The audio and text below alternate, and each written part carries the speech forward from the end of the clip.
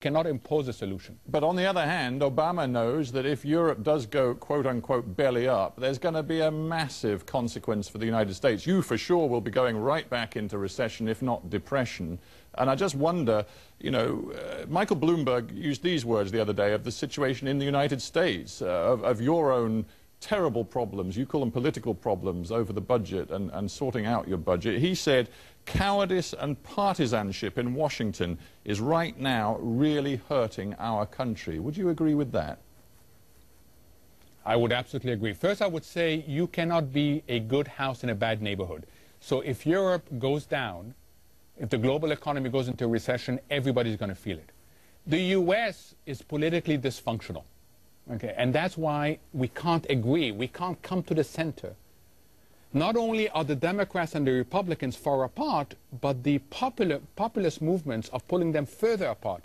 So the Tea Party is pulling the Republicans further to the right.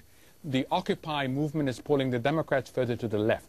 What we need in the U.S. is what we've called here a Sputnik moment. A realization that unless we come together with a common vision and common purpose, things are going to get a lot worse. All right, well, let's put your cards on the table. The specifics that the two parties are arguing over when it comes to the budget and the dealing with the deficit are whether it is right to extend the Bush tax cuts. As part of any deficit-cutting program, the Republicans insist that there has to be an extension of the tax cuts, the tax breaks, including for the richest Americans. Obama says, no, that is not acceptable in this particular hour of need. Where do you sit on that debate, in brief? I think President Obama is absolutely right. I think everybody has to contribute. This is a shared responsibility with shared sacrifices. And the rich have been doing extremely well in the United States over the last number of years. And I would not extend the tax breaks.